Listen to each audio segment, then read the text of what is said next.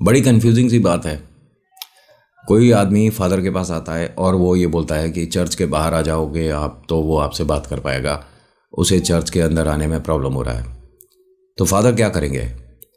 Of course वो बाहर जाएंगे और अपने चाइल्ड से बात करेंगे। अगर उसे कोई प्रॉब्लम है और ये सॉल्व कर पाए तो उसको कोई सॉल्यूशन देंगे। बट इनके साथ जो हो रहा था वो थोड़ी सी बात अजीब थी। देखिए, वैसे तो मुझे पता है कि ये कौन से चर्च के बारे में बात हो रही है, बट पहली बार ऐसा हो रहा है कि मैं कोई आर्टिकल बता रहा हूँ और मैं वो जगह स्पेशली आपको मेंशन नहीं करना चाहता। बहुत से लोग हैं जो कि चर्च वहाँ जाते होंगे तो उनके मन में ऐसा ना हो कि कोई क्वेश्चन मार्क आ जाए कि यार इस चर्च में फादर के साथ ऐसा हुआ है तो हमारे को क्या सोल्यूशन मिलेगा नहीं मिलेगा, हमारी जो प्रॉब्लम्स है हमारे को कोई सही रास्ता इस चर्च के माध्यम से मिलेगा नहीं मिलेगा। इसीलिए मैं नाम नहीं बताऊँगा। नमस्कार, जय भोले। मेरा नाम नितिन है। ये है चाचा का रेडियो। मैं आर्टिकल्स और ब्लॉग वगैरह लेकर आता हूँ, कभी कभी मूवी रिव्यूज़ भी। कोई अच्छी देखी नहीं तो अभी रिव्यू है नहीं। और आप पहली बार आए हो तो 2-1 वीडियो देखिएगा, उसके बाद आप ना अगर कनेक्ट कर पाए मेरे से और मेरा बताने का सुनाने का तरीका आपको समझ आया, अच्छा लगा, समझ तो आएगा ही ऑफकोर्स, आपको इतना ज़्यादा आप बुद्धिमान है। लेकिन अगर पसंद आया तो चैनल को सब्सक्राइब करिएगा, वीडियो को लाइक करिएगा, कमेंट करिएगा और कमेंट में बताना कि आज का आपको वीडियो कैसा लगा। ये जिस फादर के बारे में मैं बोल रहा हूँ, बात कर रहा हूँ, इसमें 100% ये नाम चेंज है। न्यूटन करके नाम है इन फादर का। न्यूटन नाम के एक फादर जो कि चर्च में अपनी प्रेयर करने के बाद अपने घर के लिए निकल रहे थे, तभी वहाँ एक आदमी आता है। पूरा चर्च खाली था, ठीक है, सिर्फ न्यूटन अकेले थे चर्च में। और वो अपनी किताब और अपनी चीज़ें बस इकट्ठी करके अपने रूम के लिए बाहर जाने ही वाले थे, तभी एक आदमी चर्च के इस दरवाजे पर आकर खड़ा हो गया। कहता है कि आप फादर न्यूटन हैं? उन्होंने कहा हाँ, मैं फादर न्यूटन हूँ, बट कोई हेल्प चाहिए तो बताइए, मैं आपको क्या जानता हूँ? उन्होंने कहा नहीं, मैं तो नहीं, बस एक मैसेज लेकर आया था। अच्छा, आपको चर्च में अंदर नहीं आना? नहीं, तो मैसेज किसके लिए, कैसा मैसेज? फादर न्यूटन के लिए मैसेज है और जिसने भेजा है वो वहाँ सामने बैठा है। अब फादर ने जब उधर देखा तो एक आदमी बड़े अजीब से, वियर्ड से उसने कपड़े पहन रखे थे, अजीब सी पोशाक थी, मतलब उसकी ऐसा लग रहा था किसी फैंसी ड्रेस में जा रहा है या भैया किसी जगह प्लांटेशन करके आया है, पौधे वगैरह लगाए हैं, मिट्टी वगैरह कीचड़ में, बड़ा अजीब सा। मतलब फादर ने उसे देखा कि ठीक है, मैं इनसे मिल लेता हूँ, लेकिन मैसेज क्या है बस ये तो वो ही बताएंगे और मेरा बस काम इतना ही है। फादर ने उस आदमी को दोबारा से ध्यान से देखा कि चर्च के कॉर्नर पे, राइट हैंड साइड पे, बिल्कुल पौधे पत्तों के बीच में अपने आप को छुपाए सा बैठा है। फादर ने जो मैसेज लेके आया था उसकी तरफ देखकर बोलना चाहा था कि थैंक यू, मैं इनसे बात कर लेता हूँ, बट वो आदमी किधर भी नहीं है। पहली तो बात इन्हें यही अजीब लग जानी चाहिए थी, बट नहीं आती एकदम से दिमाग में ये चीज़ें। ये आदमी किधर गया? इस चर्च से नीचे उतरने का सिर्फ एक ही रास्ता है और ये एकदम रोड पे, चलती रोड पे नहीं है। रोड के बाद थोड़ा सा सर्विस लाइन जो आता है, उसके बाद एक छोटा सा पहाड़ सा है, ठीक है, उसके ऊपर ये चर्च बना हुआ है। तो जो भी जाएगा इन सीढ़ियों से जाएगा और चर्च के आप अगर दरवाजे पर खड़े हो तो कम से कम 10-5 मिनट उसे आप देख सकते हो, इतनी ऊंचाई पर है ये। वो आदमी किधर भी नहीं दिखा। अब चर्च में ऐसा पहली बार हो रहा था। फादर न्यूटन उस आदमी के पास आते हैं और उससे पूछते हैं कि आप ठीक हो, कोई मैसेज आपने मेरे लिए? उन्होंने कहा हाँ, आपसे मुझे बहुत ज़रूरी बात करनी है और आप ही हो जो कि सॉल्यूशन दे सकते हो। फादर ने पूछा कि हाँ बताओ। तभी गाड़ी का एक हॉर्न सुनाई दिया। फादर ने जब रोड की तरफ देखा तो उनका एक फ्रेंड था जिसकी सेरेमनी थी और वो इन्हें लेने आया था। फादर ने उसे इशारा करा कि बस आ रहा हूँ, थोड़ी देर रुको। अब ये जो आदमी है जो कि फादर से अपना मैसेज बताने वाला था, ये थोड़ा सा मतलब अजीब सी एक्टिविटी करने लग गया। फादर उसके कंधे पर हाथ लगाकर पूछने वाले थे कि तुम ठीक हो, तभी वो फादर से अपने आप को थोड़ा सा दूर करता है। एक मिनट, मुझे हाथ मत लगाना, मुझे हाथ मत लगाना तुम। फादर न्यूटन ने कहा कि नहीं सॉरी, मैं आपको वैसे हाथ नहीं लगा, बट आप ठीक हो, मैसेज क्या है वो तो बताइए, क्या प्रॉब्लम क्या है? तो उस आदमी ने कहा कि प्रॉब्लम तू है और ये है जो आ रहा है। अब फादर ने जब नीचे की तरफ देखा तो इनका फ्रेंड गाड़ी से उतरकर सीढ़ियों से चढ़कर ऊपर आ रहा था। फादर ने कहा कि प्रॉब्लम मैं हूं और मेरा ये फ्रेंड एंथनी को आप जानते हो? मैं भी जानता हूँ, मेरे जैसे बहुत जानते हैं। तो रास्ते से आपको हट जाना चाहिए, ये आपके लिए लास्ट एंड फाइनल मैसेज है। मैं आपकी बात बिल्कुल नहीं समझ रहा, मैं आपके रास्ते में कैसे आ रहा हूँ? मैं तो सभी को एक गॉड का रास्ता दिखाने की कोशिश करता हूँ। जैसे ही इन्होंने ये बोला, आदमी हंसने लगा। फादर न्यूटन ने उसे ध्यान से देखा कि इसकी मानसिक स्थिति ठीक नहीं है, इसे किसी अस्पताल में एडमिट करा देता हूँ और क्या होगा, जो पैसे वगैरह है वो मैनेज करेंगे। तो फादर न्यूटन ने यहाँ अपने दोस्त एंथनी को कहा कि थोड़ा सा जल्दी आ, मुझे किसी की हेल्प करनी है और तेरा सपोर्ट चाहिए। वो आदमी ऊपर आया, इनका दोस्त एंथनी। उसने कहा, हाँ न्यूटन, क्या प्रॉब्लम क्या है, कैसी हेल्प? इन्होंने जब उस साध्वी की तरफ देखा, अब वो आदमी भी नहीं बैठा, लेकिन वहाँ उसके जूते पड़े थे, बड़े मिट्टी में गंदे से हुए, और सोल वगैरह फट रहा है। एक शू में तो लेसेस वगैरह भी नहीं थी। उन्होंने कहा, कैसे कैसे लोग आ रहे हैं आज चर्च में, मुझे समझ नहीं आता। तो एंथनी ने कहा कि ऐसी क्या प्रॉब्लम हुई है, यहाँ पर भी कुछ हुआ है क्या? फादर न्यूटन ने एंथनी से कहा, यहाँ पर भी का मतलब क्या होता है? मेरे को आज सुबह से ही बड़ी वियर्ड सी खबरें मिल रही हैं। फादर न्यूटन ने पूछा कि तुम्हारे को सुबह से अजीब खबरें मिल रही हैं, कैसे? एक तो आपने ही बताया कि आप किसी से बात कर रहे थे, वो आदमी गायब हो गया। उसके बाद अभी किसी से बात कर रहे थे तो वो अब नहीं दिख रहा, अब आपको उसके शूज़ दिख रहे हैं। एक मिनट, अपनी बात पूरी करने से पहले, एंथनी, तुम्हें ये शूज़ पड़े हुए नहीं दिख रहे? अब वो जो आदमी है, जो एंथनी आया है, ये इस एरिया का सबसे बड़ा, मैं मतलब आपको सोल्यूशन देने वाला आदमी बोल सकता हूँ, जो कि प्रेत आत्माओं से डील करता है।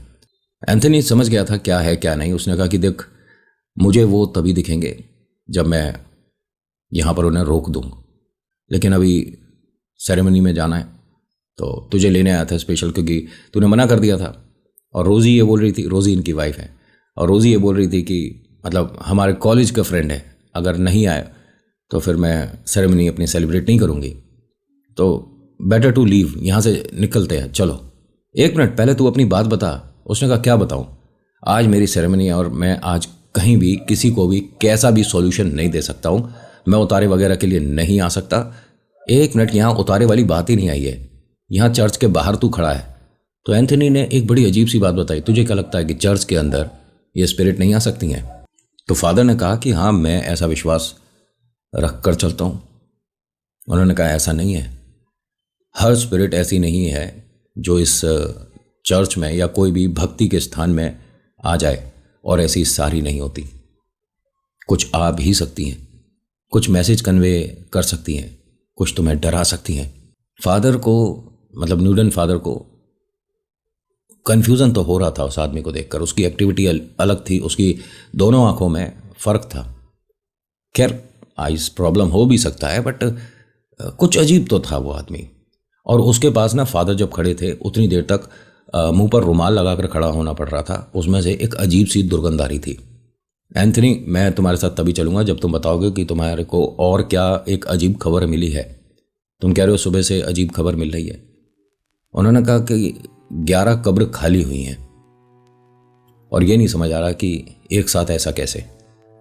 ये चीज़ देखिए, मैं जितना जानता हूँ, कभी कभी विद्या पूरी करने के लिए भी एक मृत शरीर को लोग लाते हैं, समझ रहे हो? मतलब शमशान घाट में भी आप अगर तंत्र विद्या कोई कर रहा है, ये वाली शव साधना बोलते हैं इसे, और अगर आपको लगता है कि अरे यार कैसी बातें कर रहा है, बेकार की बात कर रहा है, ऐसा कौन करेगा, ऐसा कैसे हो जाएगा, तो सर्च कर लेना गूगल पे, आपके हाथ किसने रोके हैं।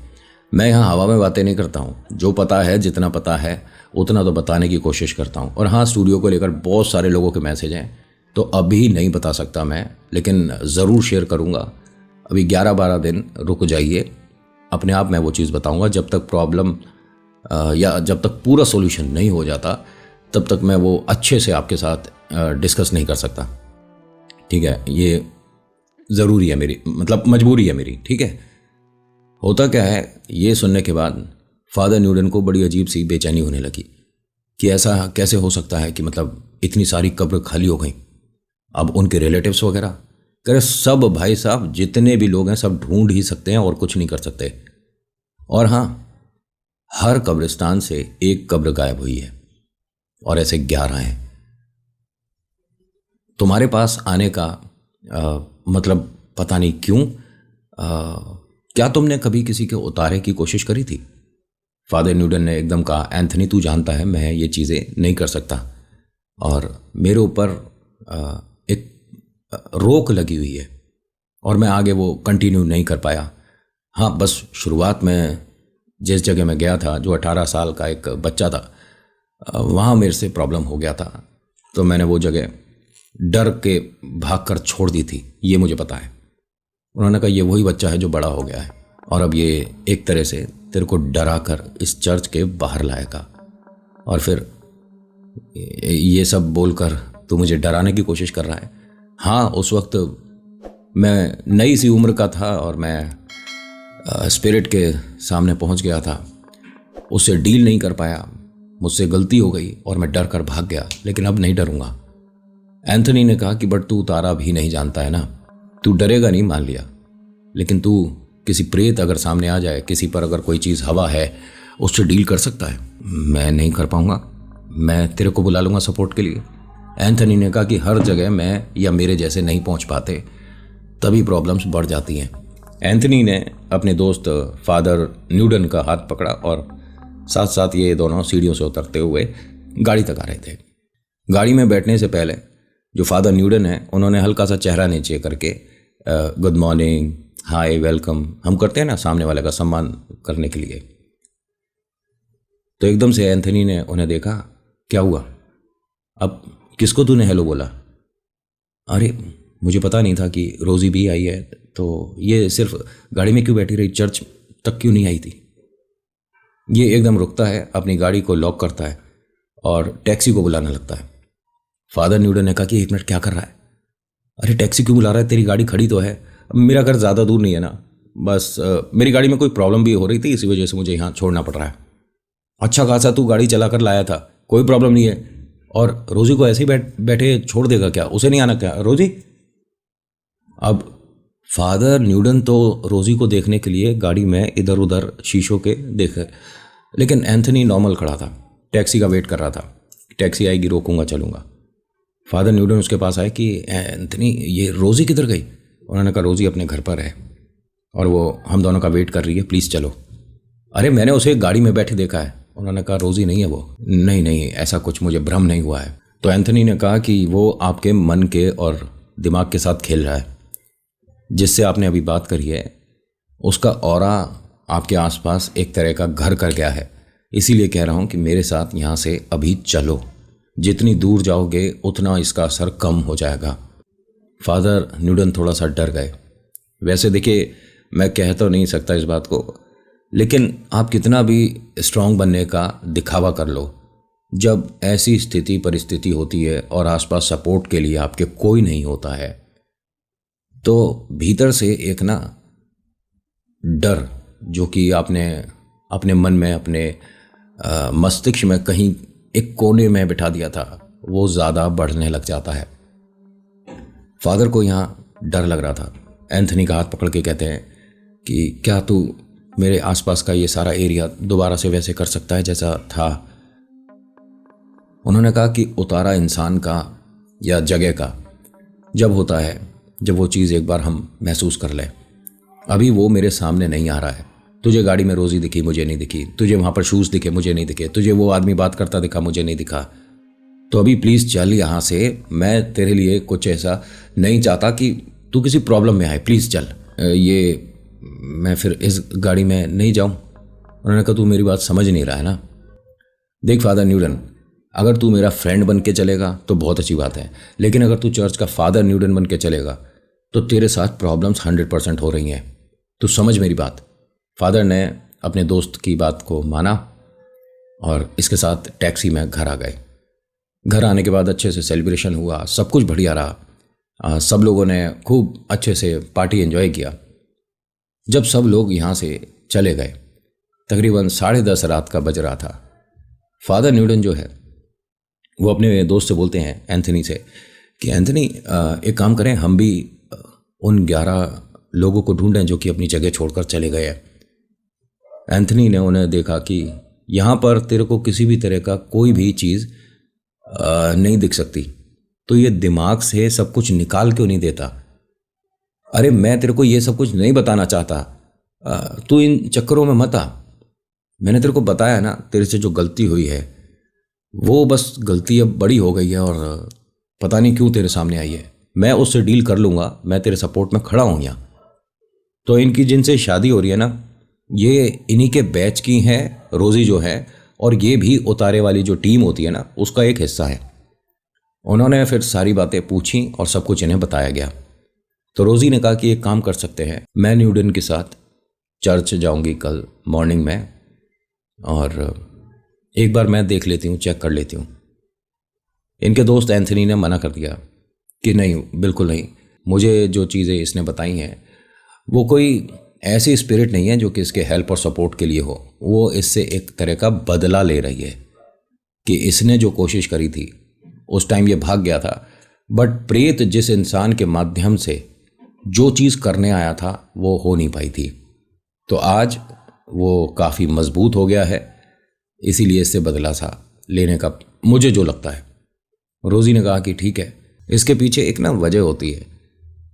लगातार आपको 8-9 दिन वहाँ पर जाकर उतारा करना पड़ता है, और इनकी अभी अभी तो सेरेमनी हुई है। रोज़ी को सेरेमनी के बाद अपनी मॉम के घर जाना था, मतलब उनके कुछ होते हैं रिचुअल्स।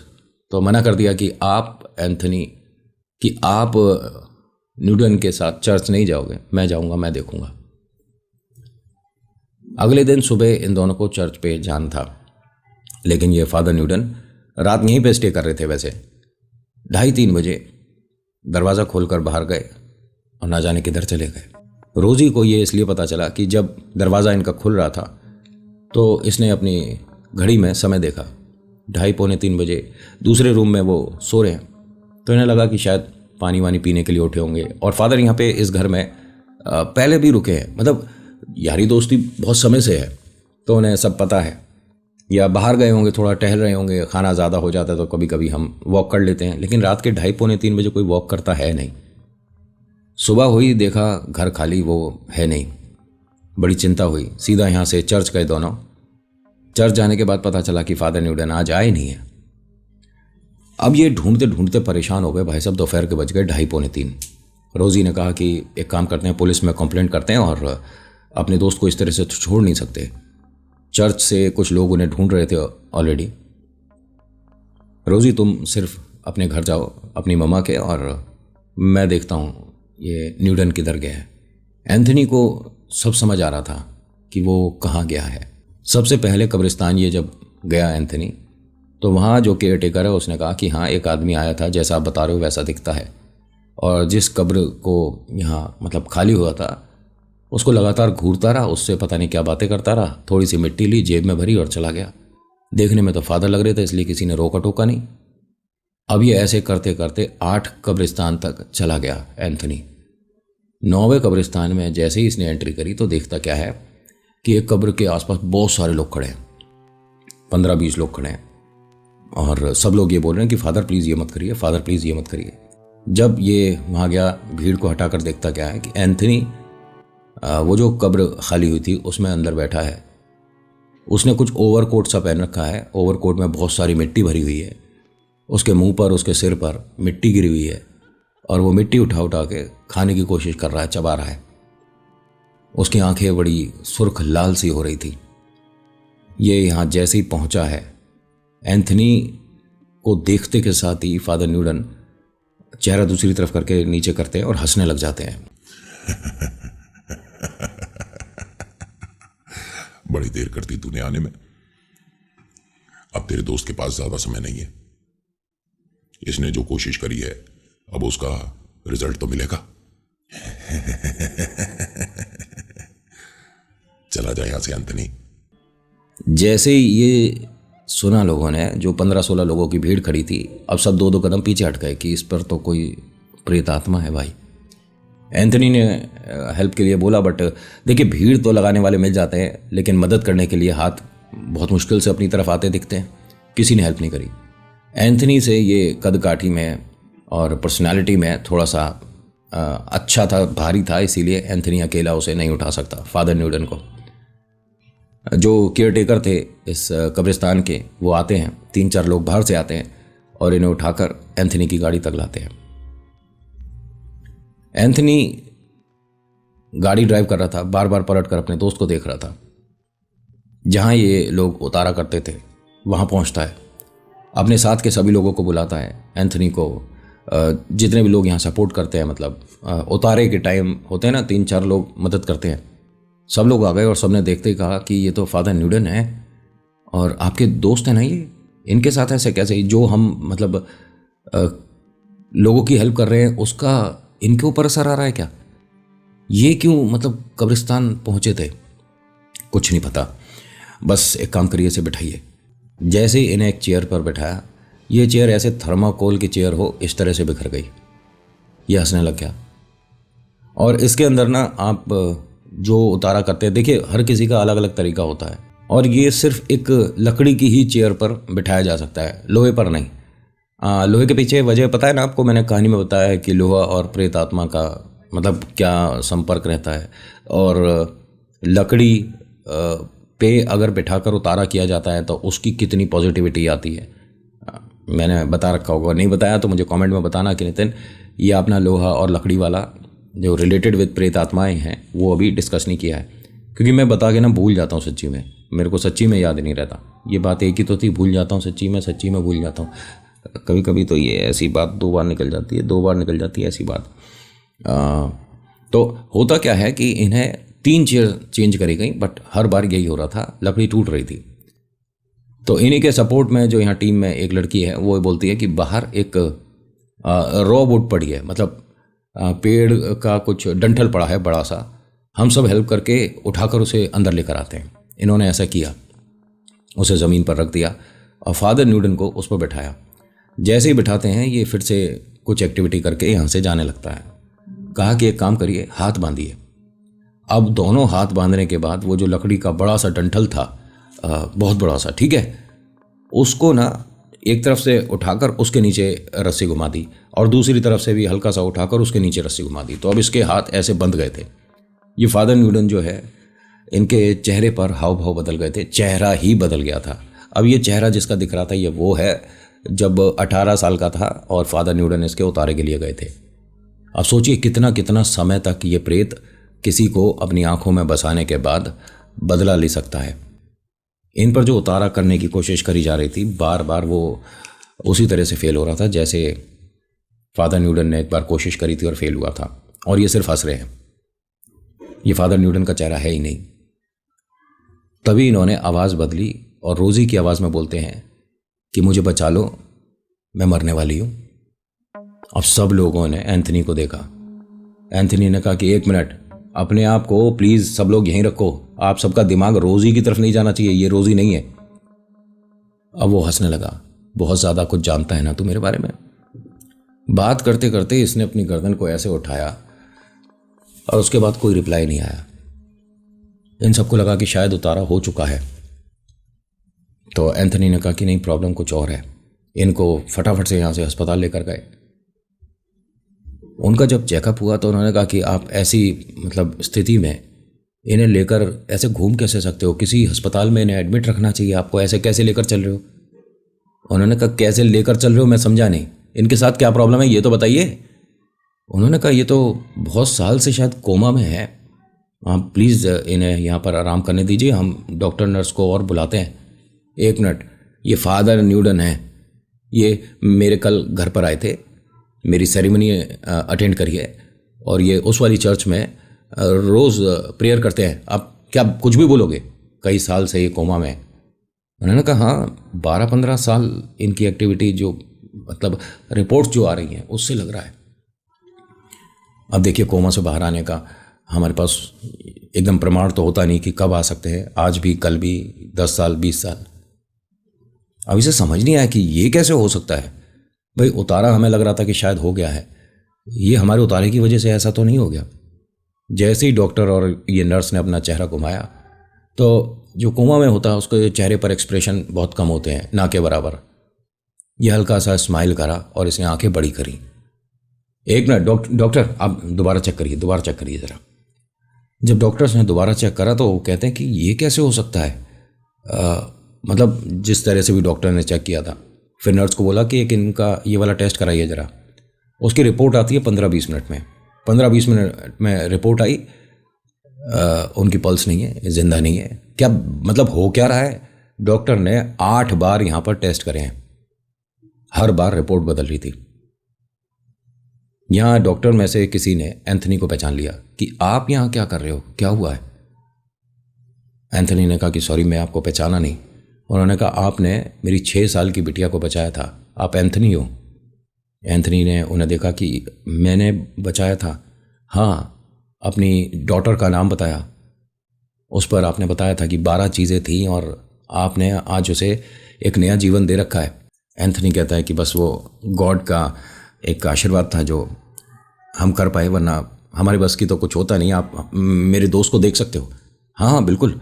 जब इन्होंने जाकर देखा तो इस डॉक्टर ने साफ कह दिया कि ये मेडिकल साइंस के बात नहीं है। एंथनी ने कोई बात इनसे फिर डिस्कस नहीं करी, समझ गया क्या हो रहा है। अस्पताल में ये तकरीबन 3 घंटे रहा था। यहाँ से वापस अपने दोस्त को लेकर उसी जगह आया जहाँ पर उतारा करना था, लेकिन इस बार ज़्यादा तैयारी के साथ।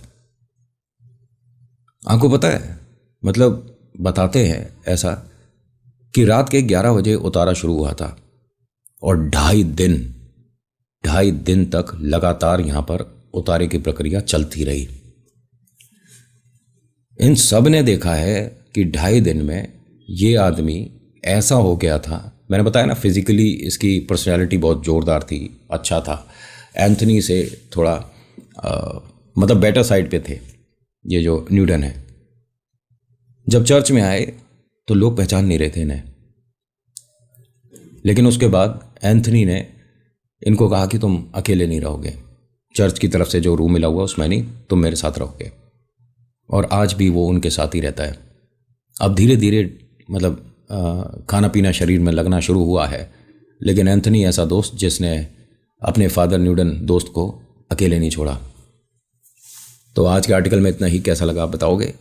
नहीं बताओगे तुम्हें पाप लगेगा। So thank you so much for watching. मेरा नाम नितिन है, मुलाकात करूंगा एक नेक्स्ट वीडियो में। हर हर महादेव, जय भोलेनाथ, धन्यवाद।